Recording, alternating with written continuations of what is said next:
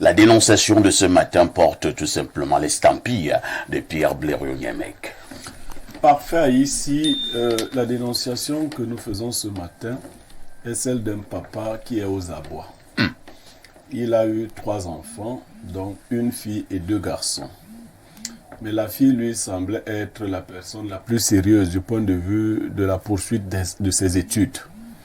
Il a donc envoyé faire une formation spécialisée en Europe. Combien de filles, combien de garçons?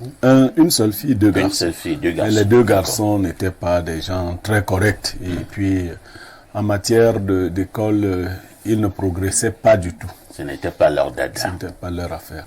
Il a donc envoyé cette fille faire des études en Europe, des études spécifiques par rapport au business que lui, il mettait sur place. Avec l'idée que la fille reviendrait gérer ce business. La fille est allée en Europe, elle en avait pour 5 ans. Après les 5 ans, elle a continué de rester. Le père lui dit, il faut que tu reviennes parce qu'il faut que je te passe la main et tout le reste. Quelque temps après, elle lui annonce que non, elle a trouvé un mari là-bas. Et qu'elle, elle va se marier à un occidental et qu'elle ne reviendra pas. Le père est donc aux abois, comme je le disais au début, et il est venu nous rencontrer. Parce qu'il ne sait pas comment faire. Comment convaincre sa fille? Qu'est-ce qu'il va faire à présent? Qu'il avait déjà placé beaucoup d'espoir en cette dernière. Il est véritablement à un carrefour difficile. Alors, est-ce que la fille a quand même terminé ses études? Oui, elle a fait ses études, elle les a terminées. D'accord. Mais encore que pas en secret, c'est un business de quoi pour le papa? Non, non. On va pas aller dans les détails. Mais j'ai échangé avec la fille. Ah bon? Oui, oui. Et la fille te dit quoi? Non, elle m'a dit qu'elle a trouvé l'amour.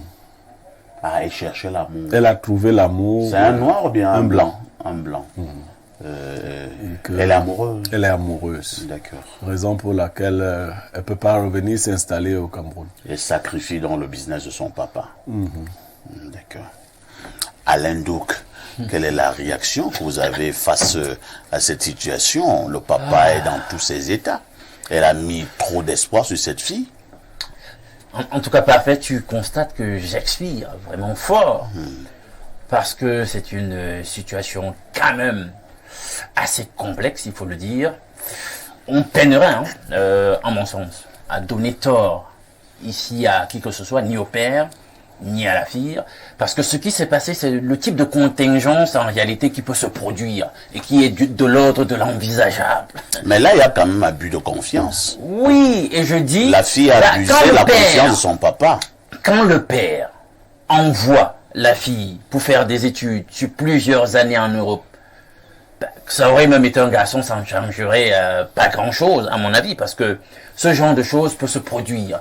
Elle est arrivée, quelqu'un s'est intéressé à elle, et maintenant, c'est quand même, il faut l'avouer, plus complexe pour la femme, parce qu'il y a toujours un certain degré de dépendance et de soumission, quoi qu'on dise, quelles que soient les civilisations et les cultures, de la femme quand même par rapport à l'homme, même dans ces sociétés-là. Donc maintenant, il faut repenser un autre projet. Elle est allée se marier, c'était donc l'erreur à ne pas faire, parce que dans ce type de modèle, soit elle doit se marier et revenir avec l'heureux élu au niveau du pays, soit épouser là-bas un national qui voudrait aussi rentrer avec le même type de projet qu'elle. Et c'est là où est venue l'erreur, parce que elle est allée, elle a pris un occidental et qui, ma foi, ne partage pas ce projet de vie. Donc quelque part on peut dire qu'elle a trahi la confiance du père, mais c'est le type de choses qui peut arriver. Il faut que le père le comprenne. Maintenant, moi, j'aimerais poser des questions sur l'âge. Est-ce qu'il est encore possible, c'était l'aîné, est-ce qu'il est possible de façonner à nouveau, je sais pas moi, quelqu'un qui puisse, parmi les 2 garçons, non, je sais pas moi, parmi les 2 parmi les relatifs, quelqu'un qui peut... parmi les 2 garçons, il n'y a rien. Non, je peux comprendre dans le désespoir, je peux comprendre dans le désespoir de ce père. Et j'imagine que... On te dit que les 2 garçons sont un peu... Oui. Du coup, j'imagine que c'est une affaire familiale. Et il faut que quelqu'un prenne la main. La fille... c'est pour ça. Vous voyez donc pourquoi il y a toujours une différence entre les filles et les garçons, les hommes et les femmes. Vous voulez dire quoi? Bien sûr. Parce qu'il y a des charges, la plupart du temps, qui ne peuvent objectivement que reposer qu'est-ce sur qui est des hommes. plus important? C'est l'amour que cette dame a retrouvé en Europe ou alors c'est le projet de vie de son papa qu'elle devait gérer? Vous savez, il y a une parole qui dit quelque part que l'homme quittera son père et sa mère et s'attachera à sa femme, fait de la réciproque. La femme aussi, notamment, elle quitte son père et sa mère et elle s'attache à son mari, si je me permets cette réciprocité. Donc du coup, vous voyez qu'on ne peut pas la blâmer non plus. Je regrette que ce genre de situation soit arrivé. Si on la blâme pas, on peut donc la féliciter. Non, je ne vais pas non plus la féliciter. On fait donc comment? Je dis, comme je l'ai dit tout à l'heure, c'est le genre de situation qui peut arriver. On la blâme, félicite. C'est le genre de situation qui peut arriver, je sais pas, moi je partage le désespoir, la déception du père, mais on n'y peut rien, c'est la vie, c'est comme ça, il faut faire avec. Voilà. Rodrigue Adalbert Evina. Alors, Blériot, c'est le papa qui a financé ses études? Oui, bien sûr. Alors, bien Rodrigue sûr. Adalbert Evina, n'avez-vous pas l'impression que cette fille n'a pas tenu à ses promesses? Ils sont tombés d'accord que bon, ma fille, moi j'ai un business ici au Cameroun, j'ai besoin d'une fille compétente qui va continuer à gérer ses business au Cameroun, va approfondir les études dans le cadre de ses business en Europe, 5 ans.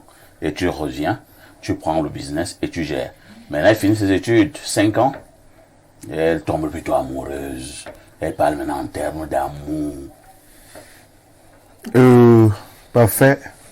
Moi, je vais automatiquement dire que je n'ai pas de reproche à faire à cette fille. Ah bon? Bien entendu, je n'ai pas de reproche. Si j'ai des reproches à faire, ça sera au papa. Et c'est bien que... Donc, le papa a mal fait d'envoyer sa fille aller étudier en Europe. Non, attendez. Je me réjouis même que cette dénonciation soit arrivée ici. J'ai une tante qui a failli perdre son foyer. C'est une autre dénonciation. Attendez. J'ai une tante. Mon anecdote s'associe à mon analyse. J'ai une tante qui a failli perdre son foyer parce qu'elle ne faisait que les filles. Son mari, je ne comprenais pas, étant très petit à l'époque, je ne comprenais pas pourquoi son mari faisait sans problème. Ma tante demande que, mais ces filles, ce sont tes enfants. Il dit non, ce sont mes enfants, je suis d'accord, mais je veux un homme. Je veux un homme, je veux un homme. Ma tante était obligée d'aller voir l'une de ses tantes, c'est-à-dire que la petite sœur de ma grand-mère, pour suivre un traitement qui a permis à ce que quelque temps après, elle a commencé maintenant à faire des garçons. Alors, moi j'avais eu le courage à l'époque de demander au mari de ma tante pourquoi est-ce qu'il insistait beaucoup sur les garçons. Bon, en des termes simples, il me dit qu'il voulait un véritable héritier qu'il allait façonner lui-même pour tout son héritage, parce que c'est un monsieur qui travaille énormément. Il est en vie, il est là. Le village s'appelle Tomba, quand vous êtes à quelques kilomètres de la ville d'Ayos. Alors, souvent même dans nos familles à l'époque, lors des partages et tout, pourquoi est-ce qu'on n'impliquait pas trop les filles au niveau de l'héritage? Parce que on concevait que la dame devait quitter la famille pour aller en mariage. Et la plupart du temps, les filles se retrouvent hors de la famille. Ce sont des seules personnes qu'on peut enterrer même ailleurs. Quand le décès arrive, si elle a été régulièrement épousée, mariée, officiellement, vous entendez que votre soeur avec qui vous êtes né, vous avez grandi dans la même maison, on s'en va l'enterrer ailleurs parce qu'elle s'est mariée à un homme. Mais ça fait mal. Alors, qu'est-ce que vous voulez exactement? Je suis en train de vouloir dire que le papa n'a peut-être pas eu la chance de pouvoir positionner quelqu'un qu'il fallait. On va parler de l'infidélité de la femme tout à l'heure. C'est vrai que les deux sujets ne vont pas ensemble. Mais ces gens-là et l'amour, souvent même sur des choses que vous voyez qui sont banales. Mais Rodrigue, la fidélité aussi, c'est le respect des engagements. Attendez. Moi, je pense que le papa n'a simplement pas eu de chance. Parce que si on m'avait dit qu'il n'a eu que des filles, ça allait me déranger. Mais sa malchance, c'est quoi? C'est d'avoir quand même eu des garçons, mais qui ne sont pas droits. Pour moi, il faut miser sur le garçon, parce que Blériot parle dans son récit d'un business. Mais il n'y a pas que le business. Il y a peut-être ce business-là. Il y a même l'héritage fondé par ce monsieur. Voilà ses fils qui sont comme ça. Et il n'y a que cette fille sur qui il a misé. S'il n'est pas là demain, ça se passe comment? Et la fille sera en train de conjuguer le verbe aimer à tous les temps. Elle a trouvé l'amour. Et puis... c'est tout petit peu comme Bendeka. Hein. Vous voyez un tout petit peu. Et c'est un motif suffisant. C'est difficile. C'est un motif suffisant pour ne même pas envisager le retour au pays. Au moins ne serait-ce que de temps en temps pour venir super. Vous entendez cette réponse-là? C'est que j'ai trouvé l'amour. Je ne peux plus rentrer au pays. Le verbe trouver, le verbe aimer. Donc, un investissement comme celui-là. Non, c'est pour ça que moi je parle des garçons.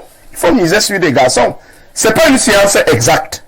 Serons d'accord là-dessus, mais l'expérience a démontré que les garçons... Les femmes sont sans confiance. C'est en fait pas forcément sans Lorsqu'elles vont confiance. trouver un amour, C'est que leur destin... Non, leur destin est lié plutôt à d'autres familles. Très bien. C'est ce qu'on peut dire en tout cas. Ce sont des personnes qu'on enterre. Ailleurs, ce sont les seuls dont le nom change. C'est-à-dire que dès qu'elle est la femme de quelqu'un, mais elle ne peut plus s'appeler Vondotan, portant le nom de notre famille. Non, on va accrocher le nom d'un monsieur qui sort même d'un état qui est politiquement instable et tout, parce qu'elle a trouvé l'amour là-bas, et puis elle commence à porter le nom de ce monsieur-là. Il y a des gens qui ont été rebelles à l'époque, et puis elle a aimé le monsieur. Donc, la vie de la femme n'est pas une vie vraiment stable du point de vue familial. C'est pour ça que moi je pense que dans nos prières là, lorsque nous vivons, il faut demander à Dieu de nous aider à trouver d'abord un héritier, un garçon, qu'on va réussir à façonner selon nos aspirations en tant que père. Au moment où on va quitter, notre immortalité continuera donc d'être assurée par cet héritier, bien entendu, qui va conduire le reste de la famille. Merci Rodrigue Adalbert Regina. Jeanne Vondon, que faisons-nous en pareille circonstance?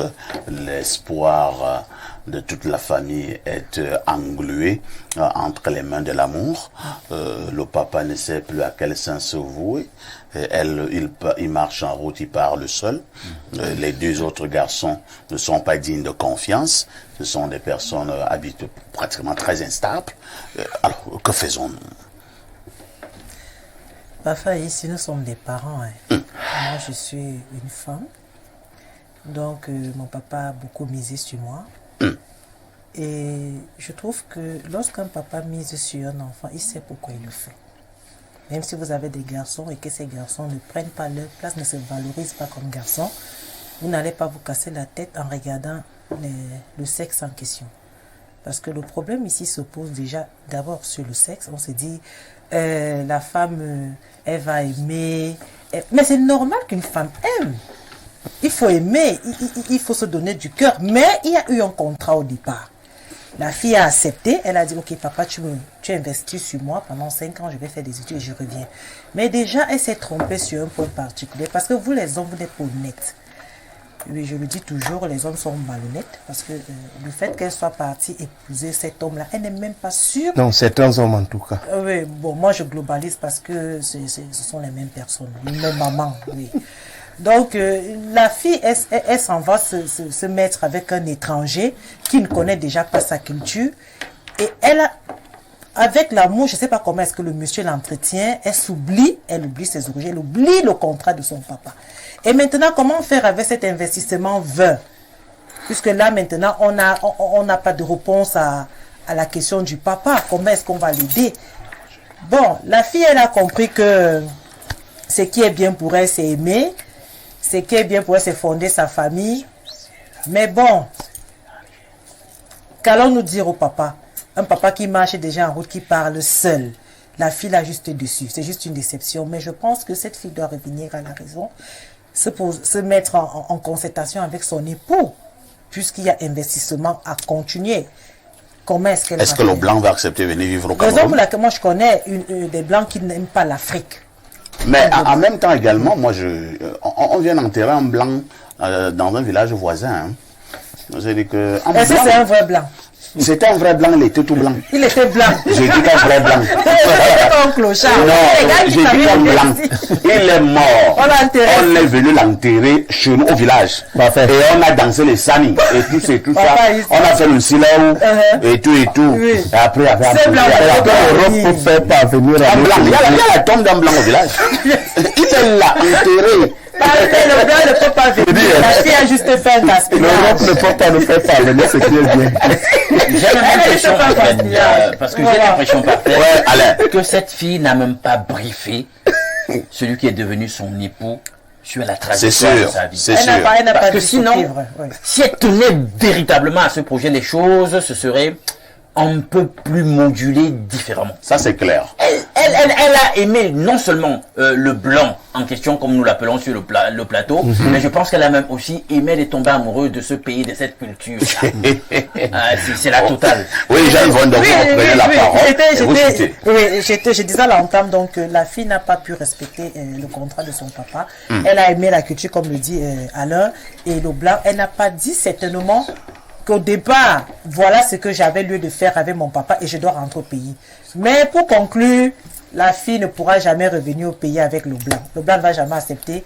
Le papa doit revoir, selon son âge, comment est-ce qu'il pourra réinvestir sur quelqu'un d'autre. Et aussi, l'erreur que le papa aussi a commis, c'est quoi? Même si les garçons sont un peu instables, mais l'homme n'ira pas ailleurs. L'homme restera toujours dans ses origines.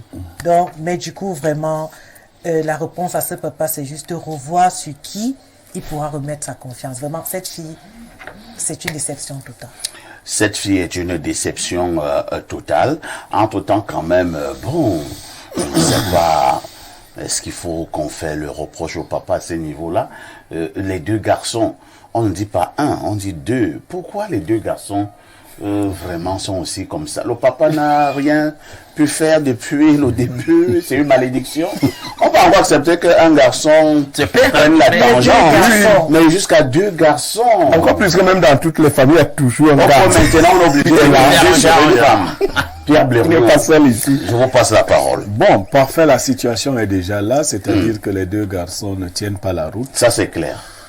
Mais dans le parcours du papa, et nous tous, nous autres papas, nous devons faire attention.